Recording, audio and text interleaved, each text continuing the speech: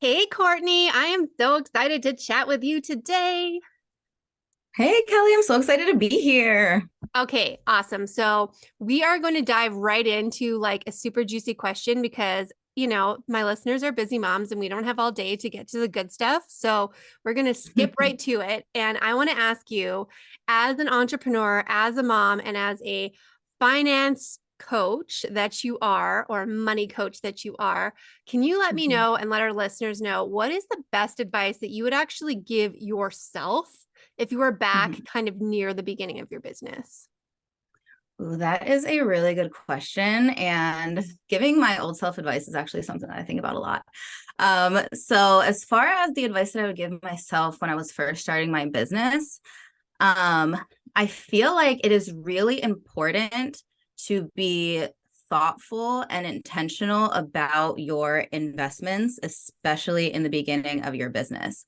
I think that it is great to hire help. I think it's great to outsource. I think it's great to get coaching, but coaching and courses and programs are not magic pills to success.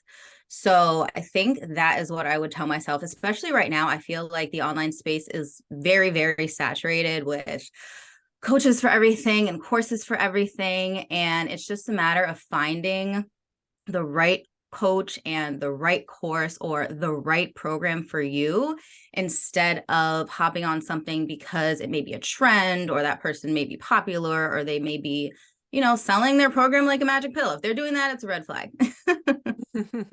Yeah. So, what advice do you have to help people sort of make that decision? Like, how does somebody determine what is the best investment for me for my business? And I know this is going to play into or more generally as well, because that's really what you talk about and why I love following you because you're just like, stop buying stuff you don't care about. Like that's Yes. how we're going to save money. That's how we're going to, be happier as well in the things that we're spending our money on because we have to work hard for that money. Yeah, definitely. And that's a good question too, as far as like how to find the right investment for you. Honestly, I would invest with somebody who you would kind of want your like life and business to be like.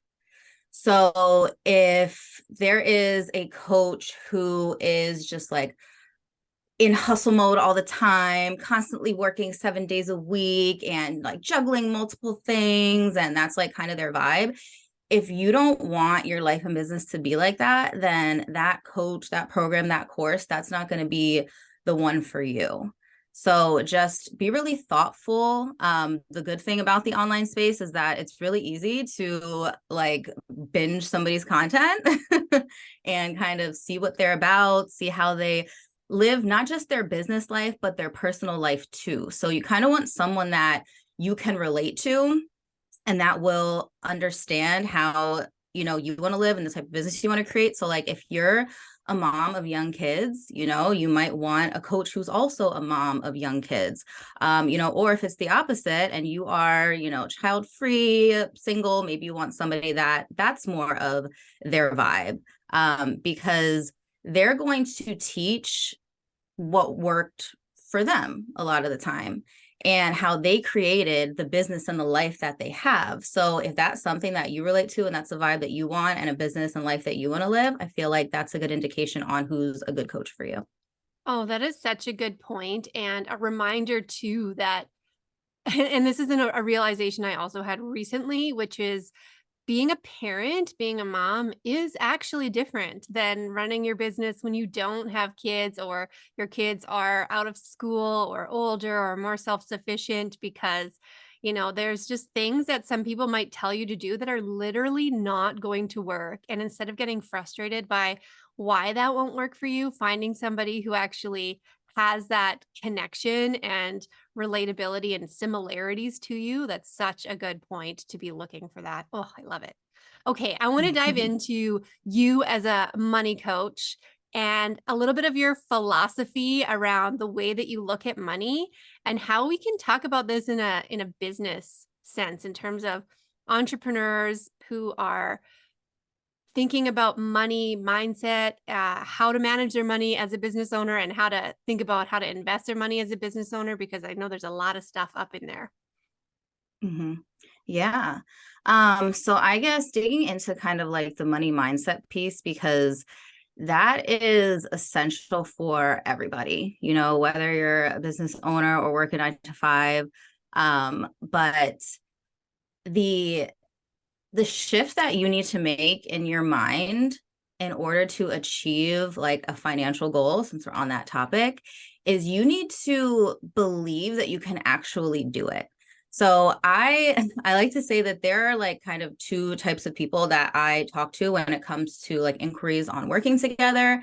One of the types of people are going to be successful, and the other type of the person is not. And the reason why is because if your initial thought when you are, told the steps that you need to take to achieve a goal is to think of every excuse as to why you can't do it, you're not going to achieve the goal and it's not going to be successful. And you really need to flip that switch and reprogram to, instead of think, oh, I can never save that amount of money because something always comes up, or I'll never be able to pay off my debt because the last time I tried this happened, into I can do it, I just need to know how, or I can do it, I just need to know what steps to take. And that is one of the most impactful things that you can do in order to achieve any goal. So do you have some suggestions for people on how they can make that shift in their mind, or what is really getting in the way? Yeah, so it does get a lot deeper, and that's why it's one of the first things that I cover in my programs, because it really kind of sets the stage to take all of the other steps. But there's a reason that we think the way that we think, right? So the first thing that you can do if you are kind of struggling with money mindset or mindset in general is think about different things that you heard when you were growing up about money. So I know for me, it was a lot of like, we can't afford that. That's too expensive.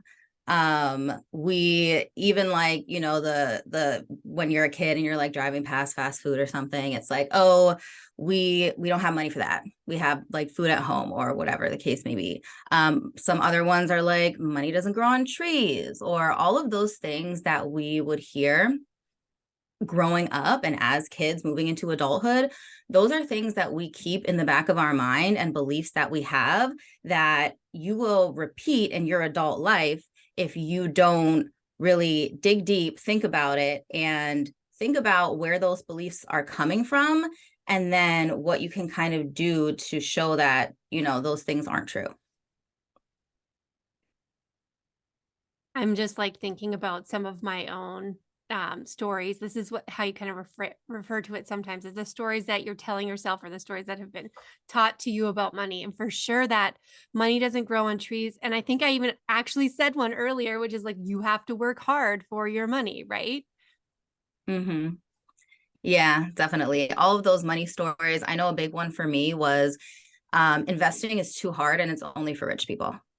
Yeah. And because of that belief that I had, I did not even attempt to learn anything about investing until probably like 4 years ago, is when I really started like doing my own research and really getting educated when it came to investing for, my future, my family's future.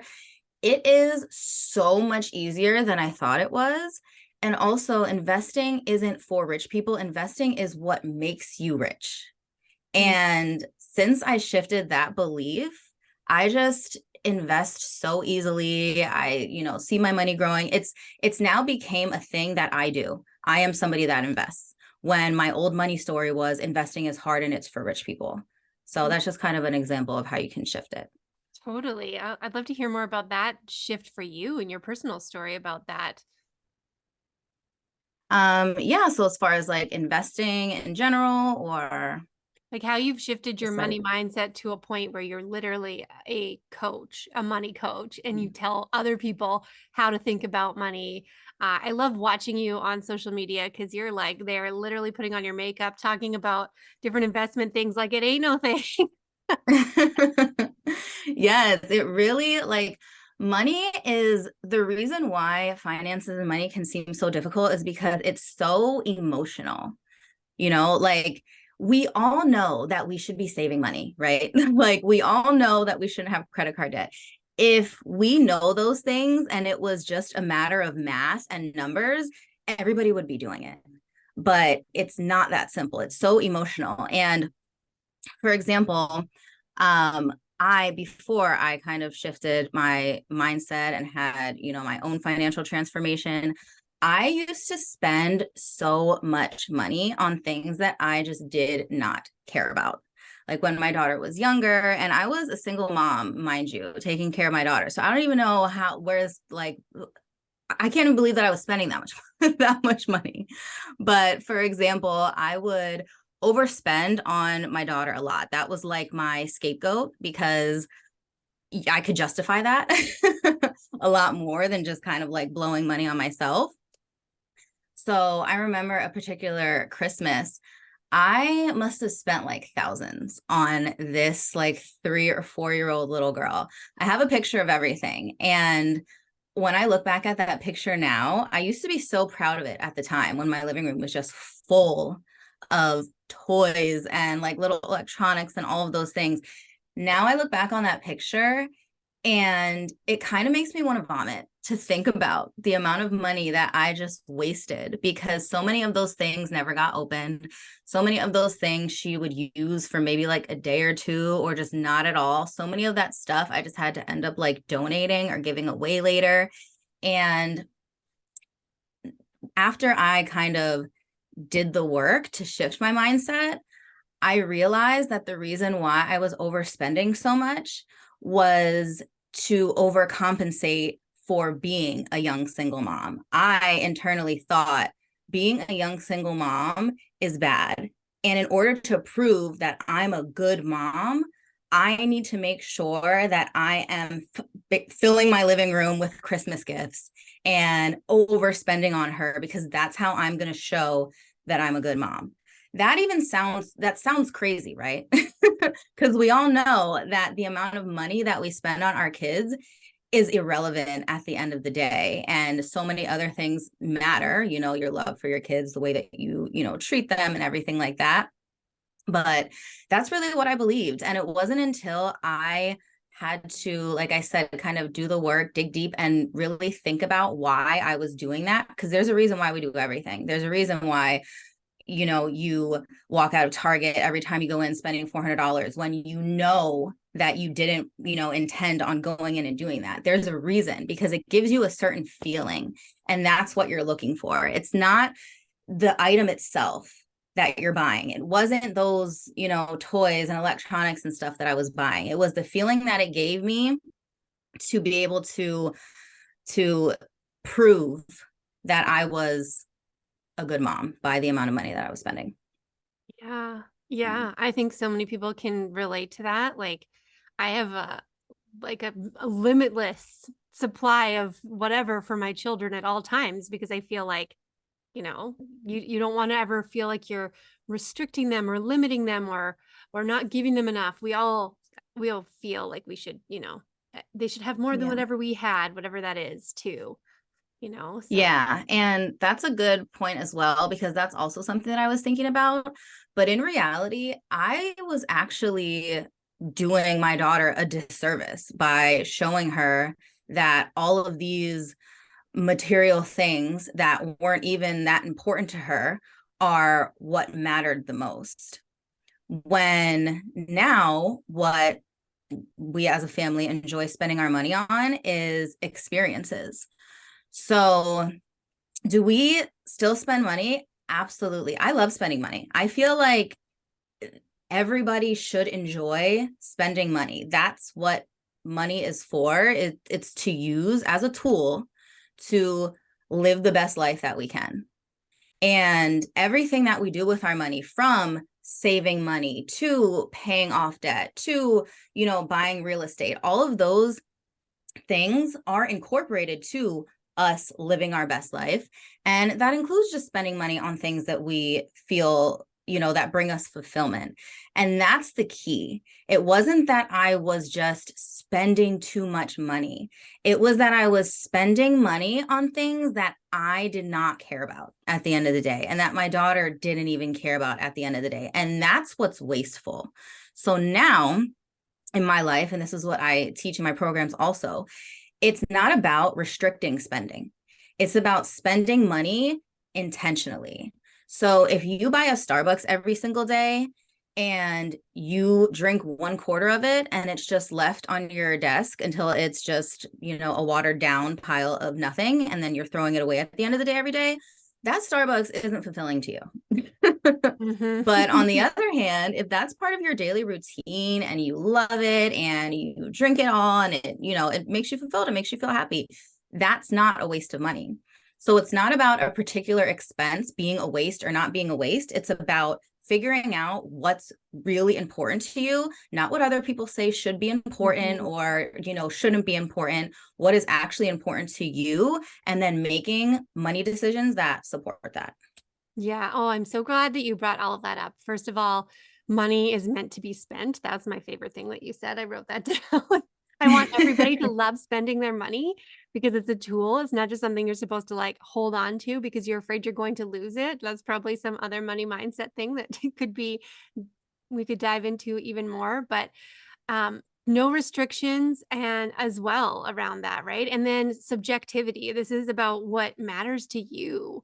What do you care about? And that might not be the same as, other people in your family or even your partner or somebody else who has a lot of influence, which can cause a lot of challenges, I'm sure, as well, right? Yeah. Yeah, absolutely. Like making money decisions based on what's important to somebody else is never going to feel fulfilling. Yeah. Awesome. Okay. Well, I want to talk a little bit about you being a mom and an entrepreneur and what that looks like for you. Like first of all, what's the most challenging part? Let's be real. We like to have the real conversations here. Yeah. The most challenging part is like holding every single position within a company, basically. So, how when you're in your 9 to 5, you have one role and you know exactly what that is and you know what's expected of you. But when you're an entrepreneur, especially a solopreneur, or even if you do have like a virtual assistant or something like that, being able to juggle everything is definitely the hardest part. And creating and sticking to like a particular schedule, because I know for me, I have ideas constantly, right? Mhm. And I'm the type of person that if I'm in the middle of doing something and I have an idea, I will switch to starting that. So actually finishing something to completion when I sit down to do it, instead of starting 7 different things and then halfway finishing them all and then like stressing out the next day because then you have like 7 things that you need to finish instead of the one thing that you could have just finished yesterday. I feel like that definitely is the hardest part. And that's also where, hiring and outsourcing and finding somebody that can kind of take things off your plate that you don't need to be like front facing for is important. But I also think it's important to at first know how to do all of those things. So Yeah, that way, you're definitely. outsourcing them correctly and you know exactly what you want, because then it's just going to be more helpful in the long run. Oh, absolutely. Because you need to be able to have some oversight and ability to understand the effectiveness of somebody else helping you out with that thing. If you don't know anything about like ads and Yeah, how they work, how are you supposed to know if you're getting like good results from that kind of thing, exactly. right? Exactly. And it's the same thing when it comes to like finances, for example. Whenever somebody comes to me and needs, they say their own words that they like know nothing about finances, they need help, but they're willing to go get a financial advisor. That is the perfect example of, if you don't know how this whole process works, you should not be outsourcing that to somebody else when you don't even understand what they're doing. Because number one, financial advisors all charge, well, normally it's like a 1% fee, right? Mm. That will add up a lot over time. And if you don't know anything about investing, if you don't even know what they're investing in for you or how any of that works, you can be missing out on so much money just because you are uninformed. Nobody is going to care about your money as much as you do.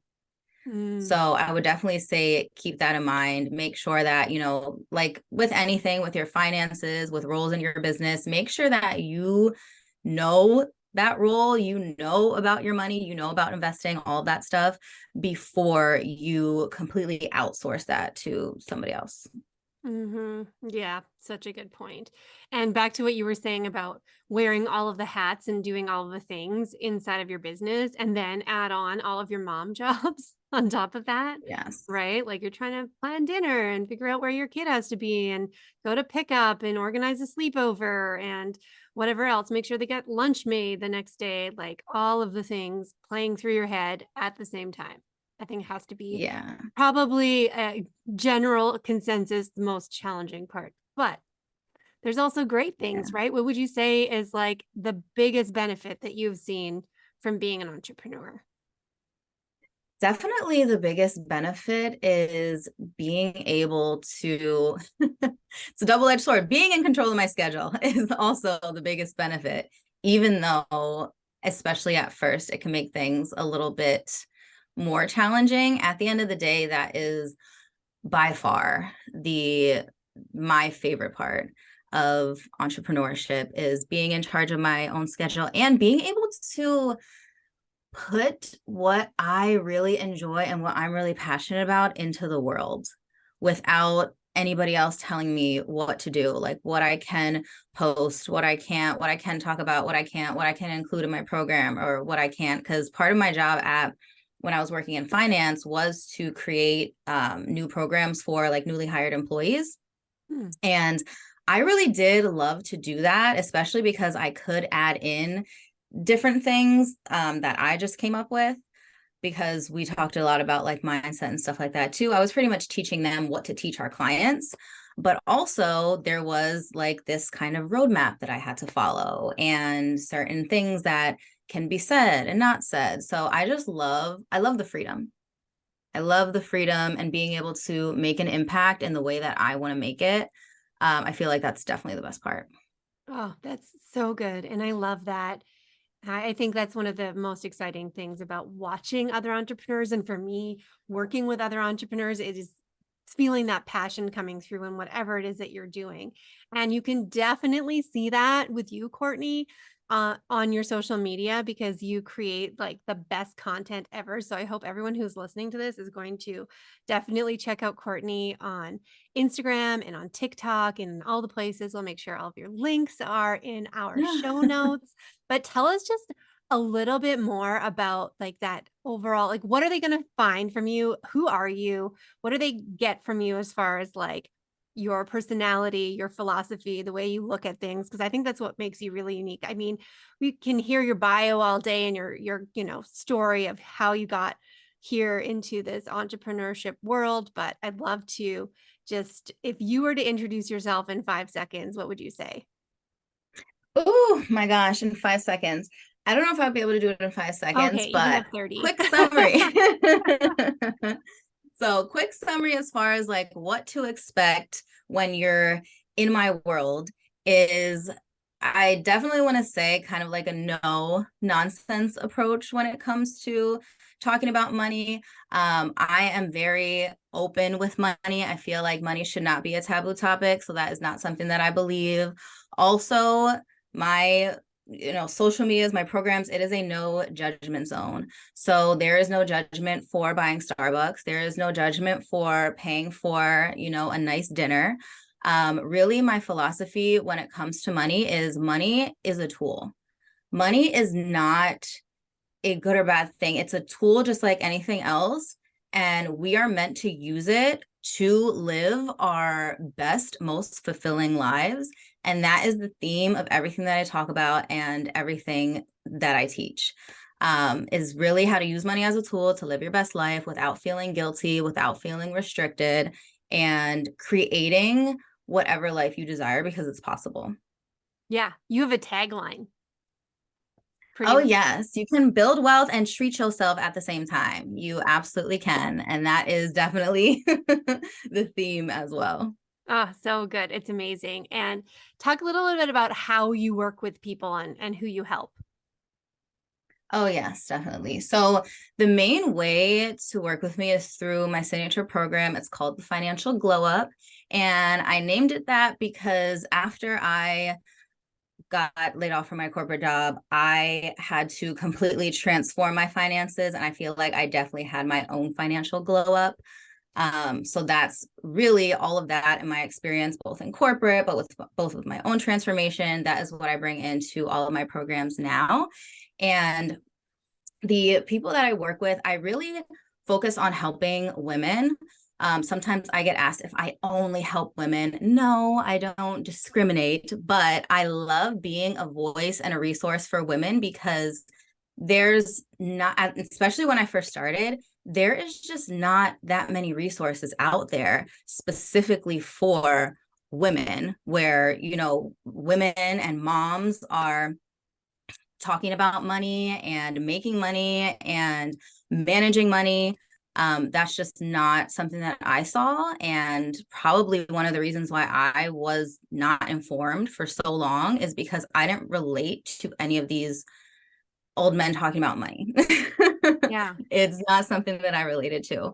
So, yeah, I definitely focus on just helping women, helping mothers, again, just be able to take control of their finances, be able to be financially literate, be informed, and just make decisions with their money that are going to help them build wealth for themselves and their family. That's going to, help them have money in the bank so that way they don't have to worry or stress out the next time something comes up, but also be able to have such a good relationship with money that all of that feels good. It feels good to save money. It feels good to spend money. It feels good to use money for travel. It feels good to use money for, gifts or, donating or giving back or whatever you're passionate about.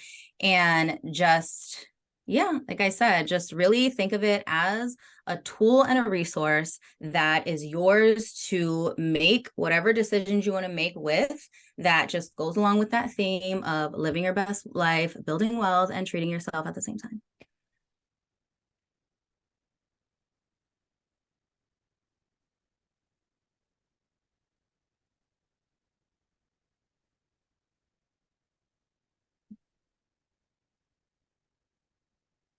That is so good. Absolutely. Oh, and it's so important that you're doing what you're doing. So I want to say thank you on behalf of everyone who's listening to this as well, that you are giving such amazing advice to.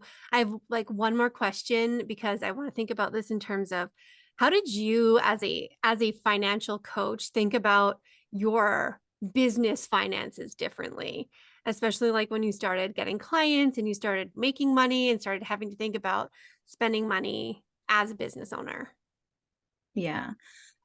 So honestly, one of my favorite like books or resources when it comes to business finances, especially if you're new, is Profit First. I feel like everybody should read that book.